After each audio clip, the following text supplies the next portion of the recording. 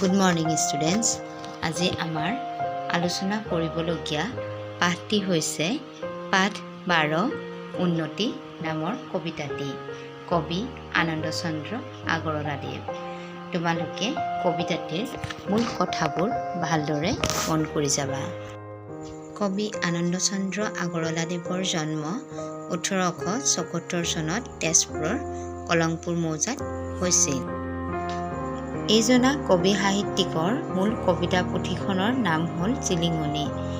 এখেত সাহিত্যিক আছিল যদিও পুলিচ বিভাগত চাকৰি কৰি ছুপাৰিণ্টেণ্ডেণ্ট পদৰ পৰাহে অৱসৰ লয়। কবিজনাই আদিপাঠ, কোমল পাঠ আৰু শিশুপাঠ নামৰ ভালেমান পাঠ্যপুথি ৰচনা কৰি থৈ গৈছে। ভালেমান কবিতা ইংৰাজীৰ পৰা অসমীয়ালৈ অনুবাদ কৰাৰ বাবে তেওঁক ভাঙনি কোঁৱৰ বোলা হয়।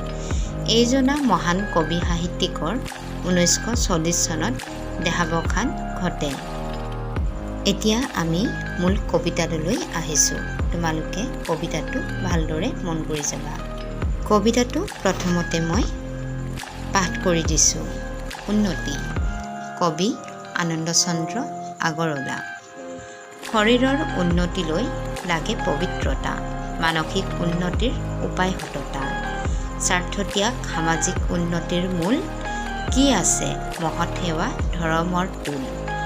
সমাজৰ উন্নতিত স্বাৰ্থ পৰিহৰা, আধ্যাত্মিক উন্নতিত সেৱা ধৰ্ম ধৰা। সকলোকে নেভাবিলে নিজৰ আপোন, জগতত সেৱা ধৰ্ম নহয় সাধন। তুমি আমি সকলোটি অংশ ঈশ্বৰৰ, সাধ্যমতে কৰোঁ হিত সকলো লোকৰ। আনন্দৰ জিলিঙনি পৰিব হিয়াত, সৰগৰ পাৰিজাত ফুলিব ধৰাত। কবিতা পংক্তিবোৰৰ মাজেৰে কবিৰ যি মনোভাৱ, যি বুজাবলৈ চেষ্টা কৰিছে, সেই ভাৱবোৰ এনেধৰণৰ হৈছে। শৰীৰৰ উন্নতিলৈ লাগে পবিত্ৰতা, মানসিক উন্নতিৰ উপায় সততা। যদি আমি আমাৰ শৰীৰটোৰ ভাল বিচাৰোঁ বা উন্নতিৰ বিচাৰোঁ, তেন্তে আমাৰ মাজত থাকিব লাগিব পবিত্ৰতা। আৰু যদি আমি মানসিকভাৱে নিজকে উন্নতি সাধন কৰিব বিচাৰোঁ, তেন্তে আমাৰ মাজত থাকিব লাগিব সততা অৰ্থাৎ সাধুতা। স্বাৰ্থত্যাগ সামাজিক উন্নতিৰ মূল, কি আছে মহৎ সেৱা ধৰ্মৰ টোল। স্বাৰ্থত্যাগ অৰ্থাৎ নিজকে পাহৰি সমাজৰ উন্নতি তেতিয়াহে কৰিব পাৰিব যেতিয়া মানুহে পাহৰিব পাৰিব, নিজৰ স্বাৰ্থক পাহৰিব পাৰিব। আৰু লগতে কবিয়ে কৈছে যে মানুহৰ ক্ষেত্ৰত ধৰ্মতকৈ আৰু একো মহৎ সেৱা নাই বুলি কৈছে।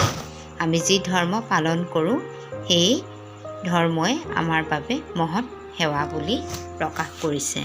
সমাজৰ উন্নতিত স্বাৰ্থ পৰিহৰা, আধ্যাত্মিক উন্নতিত সেৱা ধৰ্ম ধৰা। সমাজৰ যদি আমি উন্নতি বিচাৰোঁ, তেন্তে আমি নিজৰ স্বাৰ্থ পাহৰিব লাগিব।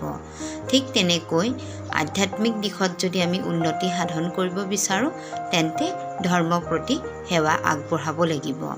সকলোকে নেভাবিলে নিজৰ আপোন, জগতত সেৱা ধৰ্ম নহয় সাধন। আমি যেতিয়ালৈকে সকলোকে নিজৰ আপোন বুলি নাভাবি ল'ব নোৱাৰোঁ, তেতিয়ালৈকে জগতত কিন্তু কেতিয়াও সেৱা ধৰ্ম সাধন হ'ব নোৱাৰে বুলি কৈছে কবিগৰাকীয়ে। তুমি আমি সকলোটি অংশ ঈশ্বৰৰ, সাধ্যমতে কৰোঁ হিত সকলো লোকৰ। জগতত তুমি আমি এই সকলোটি কেৱল মাত্ৰ অংশ আমি ঈশ্বৰৰহে হয়।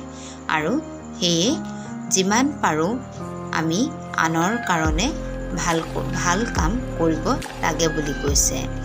আনন্দৰ জিলিঙনি পৰিব হিয়াত, সৰগৰ পাৰিজাত ফুলিব ধৰাত। যদি তুমি আমি সকলোটিয়ে এক হৈ সকলোৰে বাবে হিত সাধন কৰিব পাৰোঁ, তেন্তে পৃথিৱীখনত আনন্দৰ জিলিঙনি পাব আৰু এনে অনুভৱ হ'ব যেন সৰগৰ পাৰিজাত ধৰাতে পৃথিৱীতে ফুলিব ধৰিছে। কবিতাটিৰ মাজেৰে কবিয়ে তিনিবিধ উন্নতিৰ কথা উল্লেখ কৰিছে। সেই তিনিবিধ উন্নতি হৈছে, প্ৰথম হৈছে শৰীৰৰ উন্নতি। শৰীৰৰ যদি উন্নতি লাগে তেন্তে মানুহে নিজৰ মাজত পবিত্ৰতা ৰক্ষা কৰিব পাৰিব লাগিব। দ্বিতীয়বিধ উন্নতি হৈছে মনৰ উন্নতি। মনৰ উন্নতি যদি মানুহক প্ৰয়োজন হয় তেন্তে মানুহৰ মনৰ মাজত সততা অৰ্থাৎ সাধুতা থাকিব লাগিব। তৃতীয়বিধ হৈছে সামাজিক উন্নতি, আৰু এই সামাজিক উন্নতি সাধন কৰিবলৈ হ'লে মানুহৰ মাজত স্বাৰ্থ ত্যাগ থাকিব লাগিব, স্বাৰ্থ ত্যাগ কৰিব পাৰিব লাগিব। কবিৰ মতে সামাজিক উন্নতিৰ বাবে স্বাৰ্থ ত্যাগৰ আৱশ্যক, অতি আৱশ্যক। স্বাৰ্থ ত্যাগৰ অতি আৱশ্যক। স্বাৰ্থ ত্যাগ কৰিব লাগিলে সকলোকে আপোন ভাবিব লাগিব, আৰু সকলোকে ঈশ্বৰৰ অংশ বুলি ধৰি আপোন বুলি ভাবিলেহে আমি সেৱা ধৰ্ম সাধন কৰিব পাৰিম বুলি কবিয়ে প্ৰকাশ কৰিছে। আৰু লগতে কৈছে যে যেতিয়া আমি এই ধৰণে সেৱা ধৰ্ম আগবঢ়াব পাৰিম তেতিয়াই পৃথিৱীখনত বিভিন্ন ধৰণৰ সুভাষেৰে ভৰি পৰিব, আৰু লগতে পৃথিৱীখন এখন ফুলনিৰ দৰে হৈ পৰিব, সুখ আৰু শান্তি সমৃদ্ধিৰ লগতে আহিব বুলি কৈছে। কবিতাটোৰ মূল কথা ইমানেই। Thank U.